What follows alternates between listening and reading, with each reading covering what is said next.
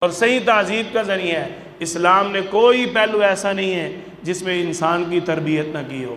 میرا چیلنج ہے، کوئی بھی جتنا مرضی بڑے سے بڑا بندہ آ جائے اور بے شک وہ مسلمان نہ ہو، چیلنج کر کے کہہ دیتے ہیں ہم، اسلام نے ہر پہلو پر صرف مسلمان کی نہیں، ہر انسان کی تربیت کی ہے۔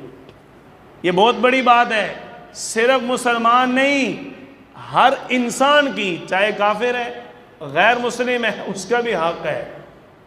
اسلام کیا کہہ رہے ہیں کہ زکوٰۃ صدقات مسلمانوں کو دے دو، اور اگر کوئی غیر مسلم ہے، تمہارا پڑوسی ہے، حق اس کا بھی پورا ہے، اس کو ہدیہ دو، اس کے ساتھ تعاون کرو، اس کا خیال رکھو۔ تو اسلام نے قید نہیں لگائی۔ جب معاشرے، نظریے اور قوم کو دیکھا تو اسلام نے انسان کو بیان کیا ہے۔ جب مذہب، عقائد، توحید، رسالت کو دیکھا تو پھر اسلام نے مسلمان کو بیان کیا ہے کہ یہ مسلمان کا دائرہ کار ہے۔